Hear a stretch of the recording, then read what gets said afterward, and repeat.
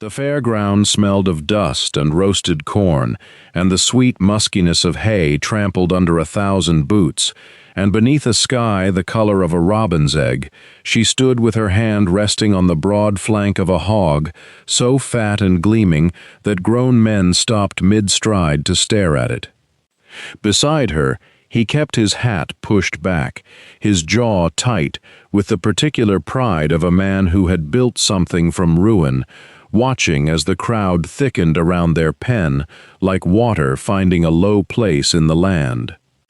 The cattle stood placid and glossy-coated, their ribs invisible beneath muscle and tallow, and when a buyer from Omaha ran a hand along one steer's back and let out a low whistle, she felt the sound settle into her chest, like a held breath finally released.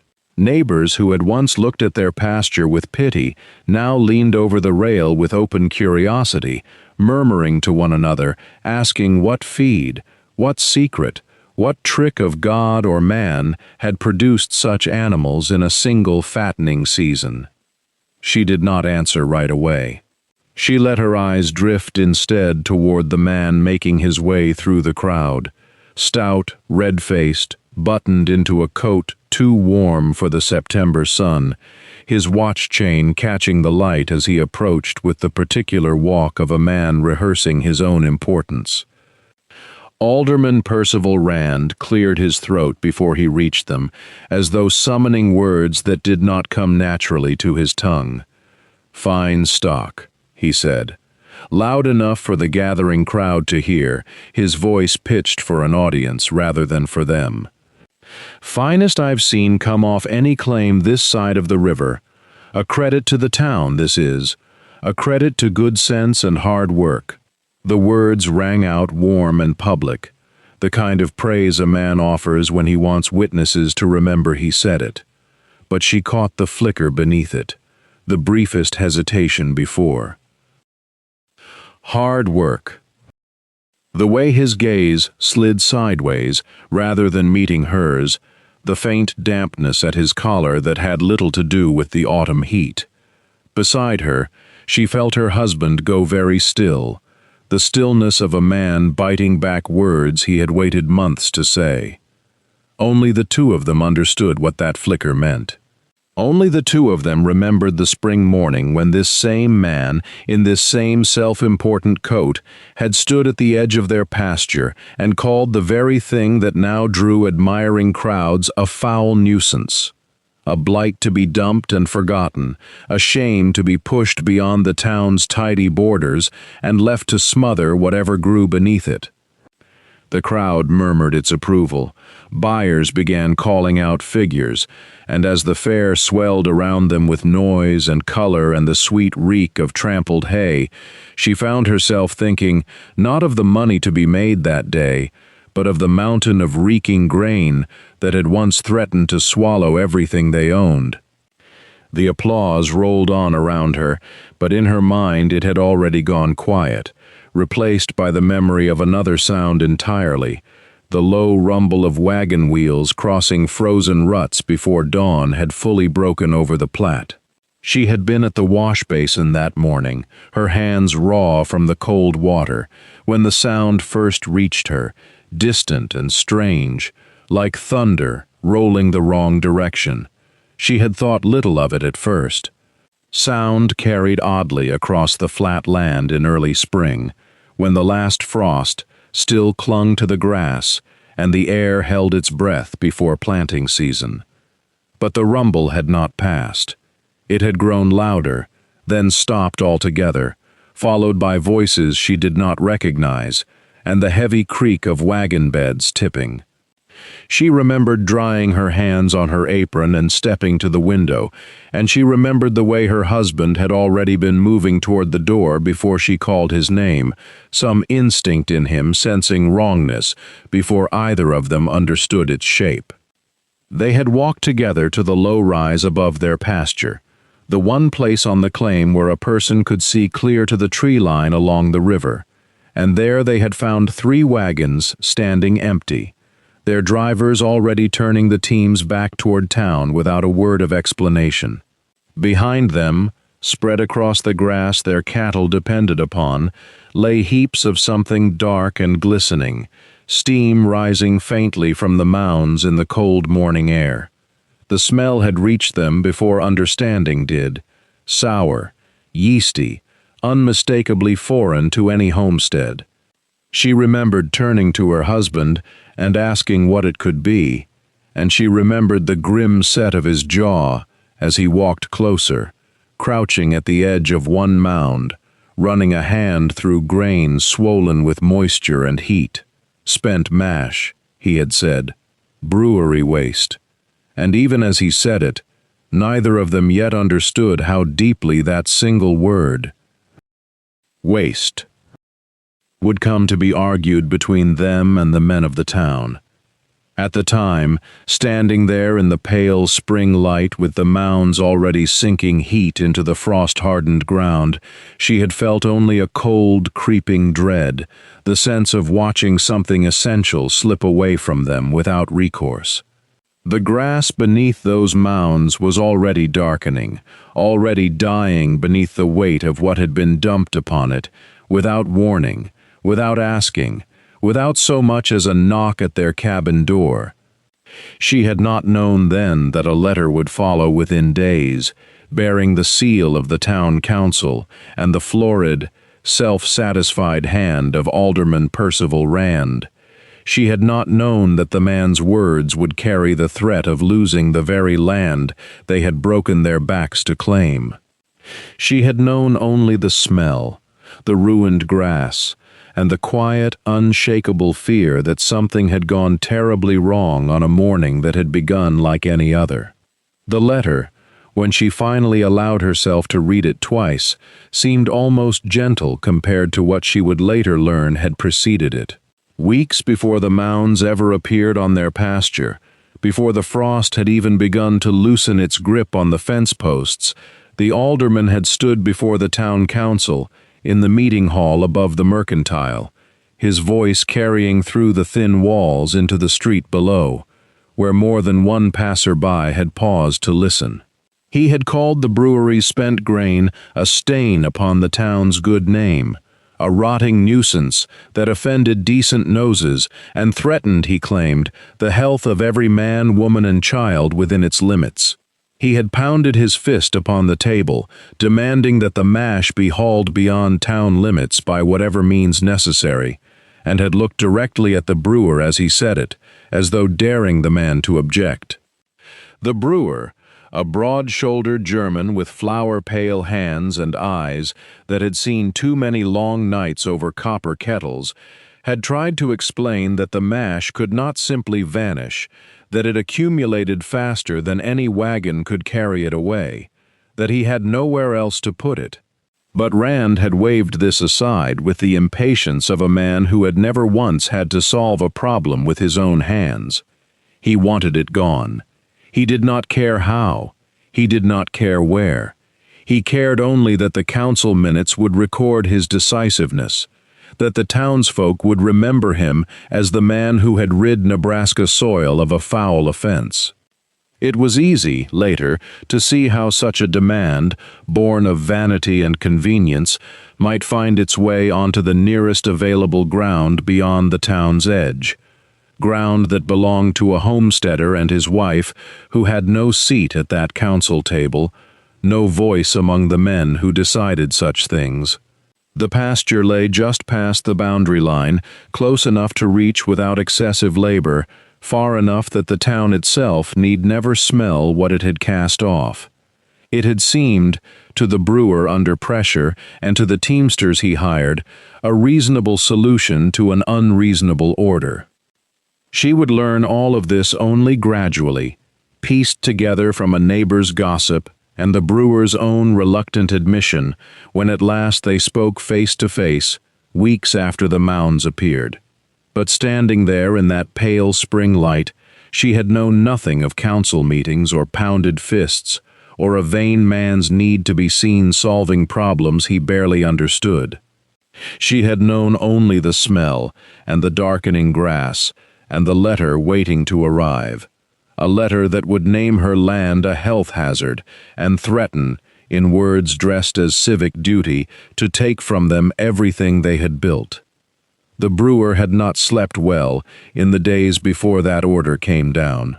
His copper kettles worked from dawn until dusk, and the mash piled up behind his building faster than any wagon could carry it away.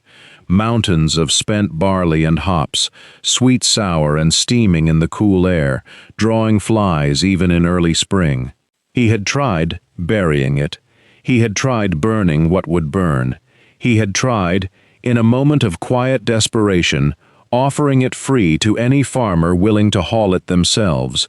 But word of foul odor traveled faster than word of free feed, and no one came. When the alderman arrived at his door, red-faced and pounding his walking stick against the porch boards, the brewer had felt something close to relief. Here, at last, was a man offering to solve the problem for him, even if the solution came wrapped in threats about permits and licenses and the town's patience running thin. He had not asked where the wagons would go. That was the shame of it, the thing he would carry quietly for weeks afterward. He had simply nodded, grateful to have the mountains gone from behind his brewery, grateful not to face the town council himself and answer for the smell drifting into Sunday services. The alderman had waved a hand toward the edge of town, some vague gesture meant to encompass anywhere beyond the last fence post, and the brewer, exhausted and eager to be done with the matter, had not pressed for particulars. He trusted the alderman to know the town's boundaries, its unclaimed corners, its places where refuse might settle without consequence. He did not think to ask whose fence lay nearest that boundary, whose grass grew there, whose cattle might graze it come summer. The teamsters he hired were paid by the load, not by the mile, and so they chose the nearest ground past the line without a second thought. A pasture belonging to a homesteader and his wife, quiet people who kept to themselves and rarely came to town except for supplies and church. It was simple arithmetic to men moving wagon loads of stinking mash from one place to another. The shortest distance was the kindest to their backs and their horses, and no one asked them to consider kindness toward anyone else. The brewer, for his part, believed the matter settled the moment the last wagon rolled away from his property. He returned to his kettles, to the steady work of malting and mashing and fermenting, and did not think again of where the refuse had come to rest, not until weeks later, when word reached him of a homestead pasture turned foul and gray, and a young wife standing at its edge with her arms crossed, waiting for someone to explain what had been done to the ground beneath her feet. By July, the mounds had grown taller than a man's waist, humped along the fence line like small gray hills that steamed faintly in the morning cool and reeked worse as the sun climbed. What grass had once grown thick and green beneath them was gone entirely, pressed flat and yellow, then black, then nothing at all, just bare earth, where the roots had drowned under the weight of spent grain and the sourness it wept into the soil. She walked the fence line most mornings now, counting the mounds as though counting might shrink them, and each time she found they had spread wider than the day before, creeping toward the good grass her cattle still depended on. The smell reached the house on days when the wind came from the west, a thick, yeasty rot that clung to the wash hung out to dry and turned her stomach when she bent too close to the mounds to study them. Her husband had taken to walking the perimeter with a shovel some evenings, turning what earth he could, trying to keep the rot from spreading further than it already had, though he confessed one night, scraping mud from his boots by lamplight, that he did not know if such labor did any good at all. Their small herd grew thin and skittish, pushed into an ever-shrinking corner of pasture where the grass held out, and twice she found cattle standing at the mound's edge, noses working at the strange gray heaps, as though some animal instinct told them there was something there worth having, though neither of them yet understood what that instinct meant. Word traveled the way it always did, in a town small enough that every wagon and every face was known. Neighbors who once nodded at church now looked away, or looked too long, murmuring behind gloved hands about the wren land turned sour, about ground that would not grow grass and air that would not clear. An old woman at the mercantile told her flatly, without unkindness but without doubt either, that some land simply turned against its people, that the soil itself could sicken past mending, and that she ought to pray over it if praying still did any good. She did not believe in cursed ground. She had grown up on soil that gave freely when treated well and withheld when neglected, and she trusted that principle now, even as the mounds grew and the whispers grew with them. But belief alone did not feed cattle, and belief alone did not answer the alderman's warning that hung over them still, that fouled land declared a hazard, could be taken from those who could not keep it clean. She stood at the fence one evening, with her husband beside her, both of them silent, watching the mounds catch the last orange light of a dying summer sun, and neither of them spoke the fear that had begun, quietly, to settle between them. Rand's buggy came up the lane 2 mornings later, wheels cutting fresh ruts through mud, still soft from a passing rain.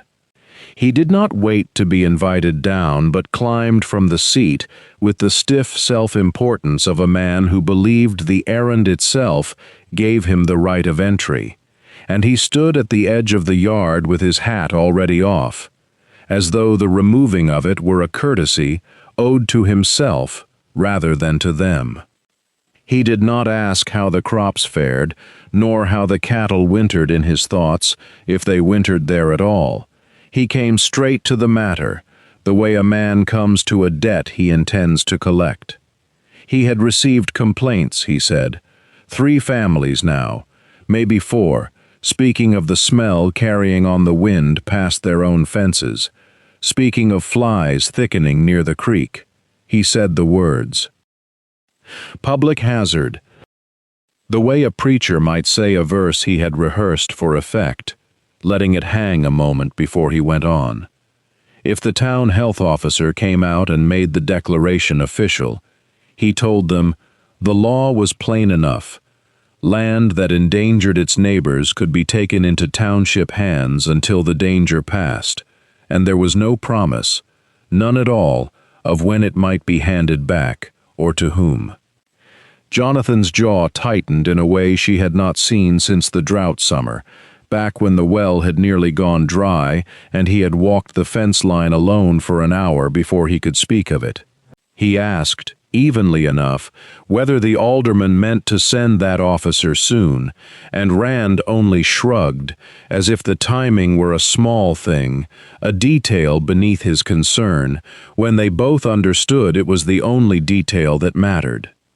After the buggy had gone, rattling back down toward town with its wheels throwing mud, Jonathan stood a long while at the porch post, one hand pressed flat against the wood, as though testing whether it would hold his weight. She had married a man who built things, barns, doors, cradles for other men's children, before they'd had one of their own to fill it, and she had never before seen him look at their own house like something that might already be lost to them. "We could lose it," he said, not loud, not sharp, just quiet and plain, the way a man says a true thing he has been avoiding. All of it, because of grain we didn't ask for. She did not answer him right away. The mounds sat gray and reeking beyond the fence, catching what little wind moved through the yard, and she found she could not stop looking at them, turning the alderman's threat over and over, searching it the way she might search a strange animal's tracks for some sign of what it wanted, and whether it could be reasoned with at all. Supper that night was a quiet, joyless thing. Beans and cornbread eaten by lamplight, while the wind carried the sour smell of the mounds through the gap beneath the door, no matter how tightly she'd stuffed it with rags that morning. He did not eat much. She watched him turn his fork over and over, and she understood he was doing what he always did when trouble came, searching for the plank that would bear weight, the joint that would hold, and finding none. She had no comfort to offer him beyond her hand over his on the table, and for a long while that was all there was between them, the lamp guttering low, the mounds sitting out there in the dark like something crouched and waiting. She lay awake long after he had finally slept, staring up at the rafters he had cut and fitted himself, and her mind, unbidden, went back, the way it sometimes did on hard nights, to her father's barn in Ohio, the smell of it, warm and sweet with molasses and mash, steam rising off the troughs in winter. She saw her father's hands, thick and sure, ladling out the soaked grain to the milking cows, saw the shine that came into their coats within weeks of a change in feed. She had been 12, maybe 13, carrying buckets she could barely lift, and she remembered him saying, not unkindly, the way a man teaches a daughter something he thinks she ought to carry all her life, that a brewer's leavings were no waste at all, that the barley gave up its bitterness to the mash tun but kept its strength, its body, everything a beast needed to grow fat and strong through a long winter. She sat up so suddenly that he stirred beside her, murmuring something half into sleep, and she pressed a hand to her own mouth as though she might laugh or weep. She could not tell which. It was not poison. It was not a nuisance at all, not in the way the alderman meant it. It was feed, rich feed, wasted where it lay, because no one in this town had thought past the smell of it to what still lived inside those gray mounds. She thought of her father's cows, sleek through January when the neighbors' herds grew gaunt and dull-eyed, and she thought of their own small herd out past the fence, thin from a poor summer, and something in her chest turned over like a key finding its lock. She did not wake him that instant. She lay back down, her heart going fast, turning the thought over and over the way she had turned the alderman's threat. Only now it did not feel like a trap closing, but like a door swinging open in a wall she had thought solid. Morning, she told herself. She would tell him in the morning, when there was light enough to see his face change. Morning came gray and slow, the kind of light that made the pasture mounds look less like ruin and more like something ordinary, patient, waiting to be understood. She found him already up, splitting kindling by the barn, his breath fogging in the cold, and she did not wait for coffee or for words to arrange themselves properly. She told him plain, the way her father used to tell her things, without decoration. Spent grain still carried the heart of the barley in it, she said, the sugars and the body of the mash not gone but only spent of what the brewers wanted from it. Cattle would eat it. Hogs would thrive on it. She had seen it done, had watched her father's herd grow fat through winters that starved the neighbor's stock thin. He set down the axe and looked at her a long moment, the kind of look that weighed not her words but her certainty, and she understood he was measuring not whether she was right, but whether he trusted her enough to risk the doing of it. Whatever doubt sat behind his eyes, he did not voice it. He only nodded once, slow, and said they had shovels enough between them. They worked through the cold morning, hauling the graying mounds by wheelbarrow to the trough behind the barn, the smell rising sharp and sour around them, and more than once he paused to wipe his brow and glance sideways at her, as if to ask again without asking.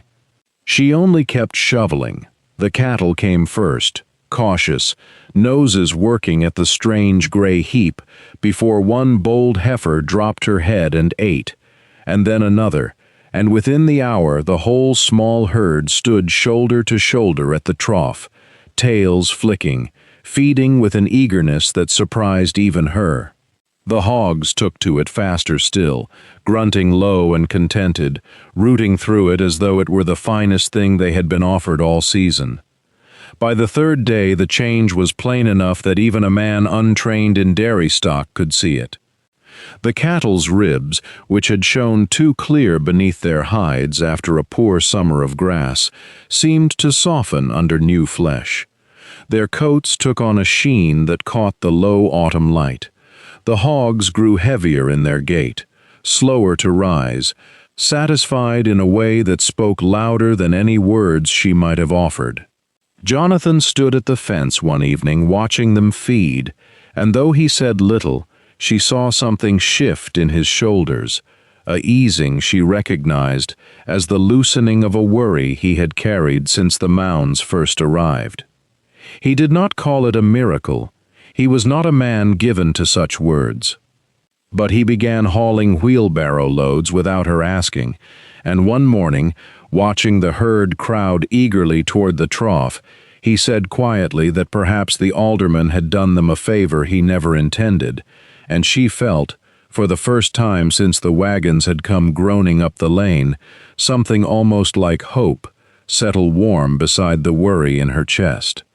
The rhythm that followed did not come easily.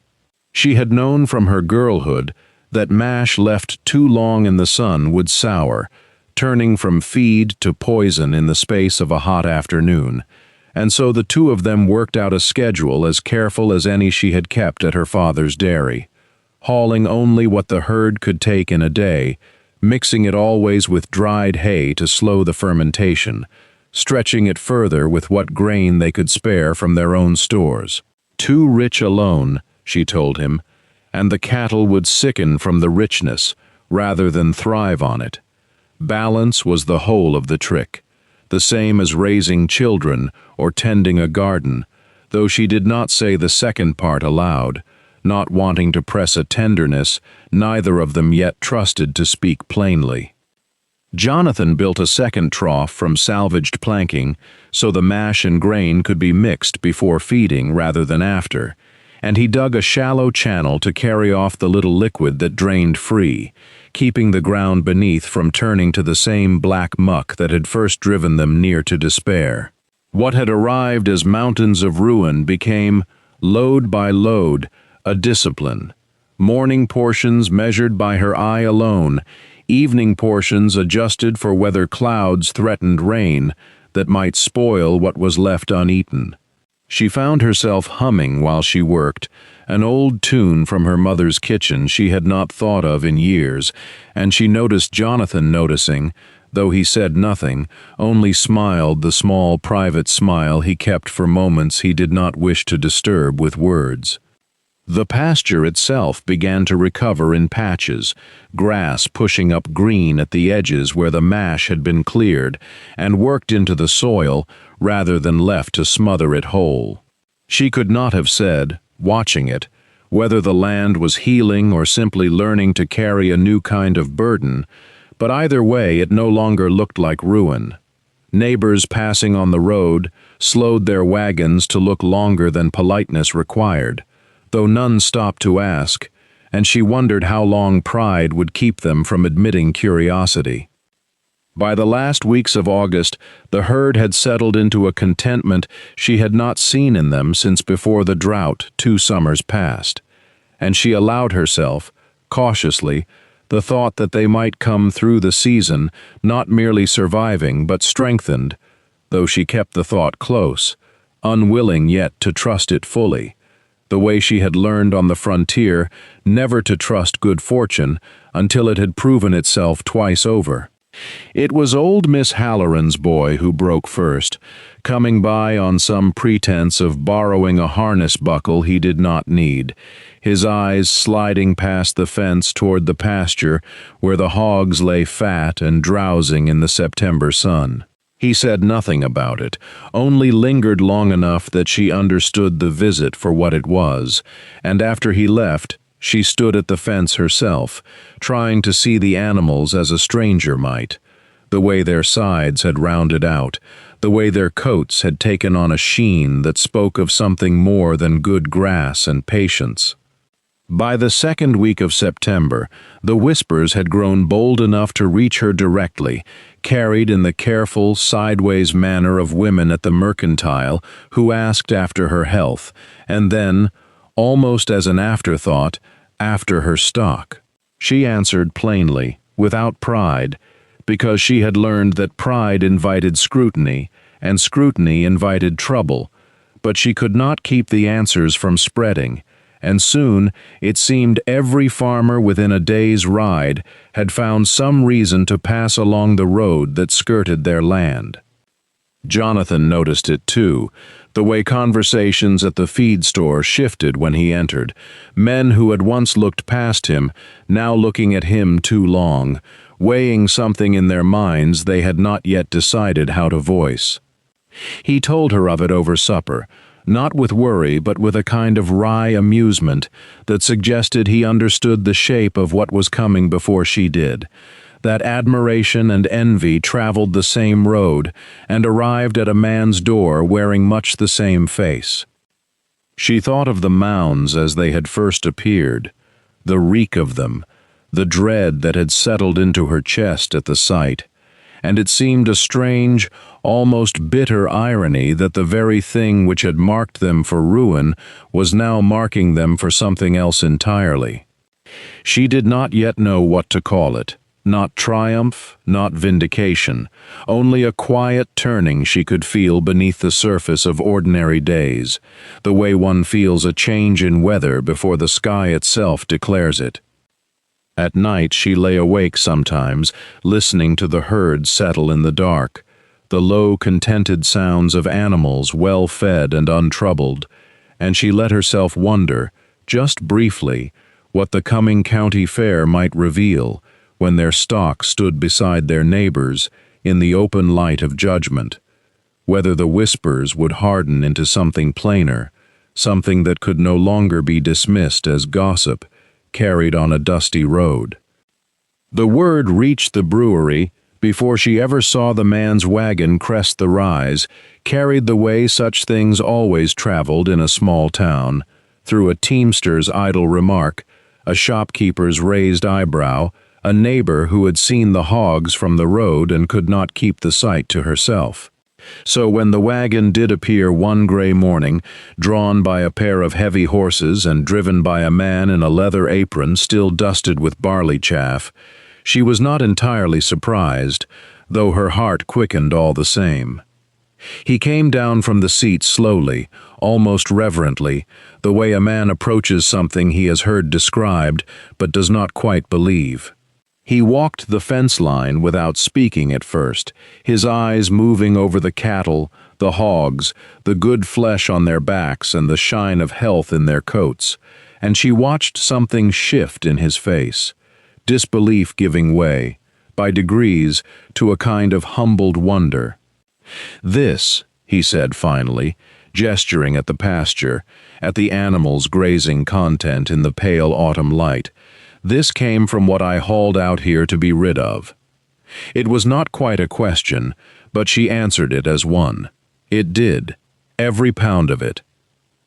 He shook his head slowly, and she saw him glance toward the mounds that remained, smaller now, worked steadily into the soil and into the bellies of the herd, no longer the reeking threat they had once been, but simply a resource, patiently managed. He crouched, took up a handful of the spent grain, let it fall through his fingers as though testing whether it might yet reveal some trick he had missed. "I have been paying men to cart this away for months," he said, "burying it, burning what I could, watching it rot behind my own building while the town complained of the smell. And here you have made it into—" he gestured again, wordless at the fattened herd. Her husband came to stand beside her then, wiping his hands on a cloth, and the brewer turned to him with something like apology in his expression, as though he had wronged them simply by not knowing sooner. "I did not think there was value in it," he admitted.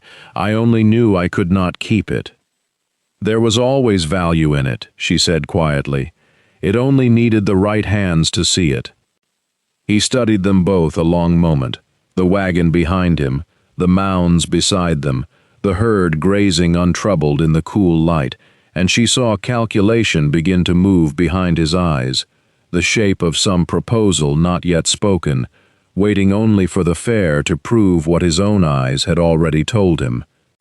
The county fair grounds hummed that afternoon with the particular energy of a town watching its own certainty unravel in public. Word had traveled faster than any wagon, of the wren herd, sleek and heavy-muscled, taking ribbons the judges had not expected to give a homestead so recently scorned. She stood near the pen rail with her husband's hand resting light at the small of her back, and she watched the brewer climb the platform steps where the town council had gathered for the closing remarks, his hat in his hands like a man approaching a confession. He spoke plainly, the way men do when they have decided pride is a poor investment. He told the assembled crowd that he had spent a year treating his own product as a curse, paying to bury what he now understood to be a blessing, misdirected, and that the family before them had shown him otherwise without asking for thanks.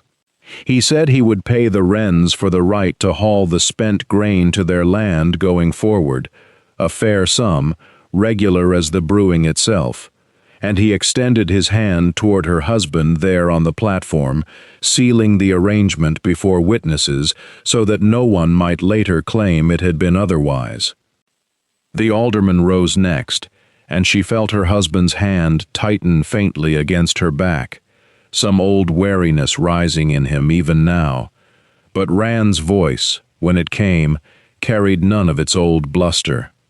He spoke of the nuisance he himself had ordered removed from town limits, admitted before the council and the gathered crowd that he had thought only of ridding himself of a problem and never once of what might be built from it.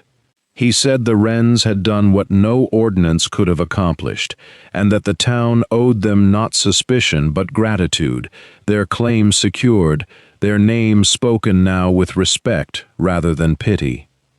The crowd's applause rolled warm across the fairground, and she felt it settle into her chest like sunlight after a long gray season. Her husband turned to her, and in his face she saw the same quiet triumph she had carried since that first morning she knelt in the reeking mounds and recognized, beneath the smell and the ruin, the shape of their salvation. They walked home together in the blue hush of evening, past pastures thick with grazing cattle, past the barn he had strengthened with his own 2 hands, past the well and the garden and the small house that had nearly been taken from them.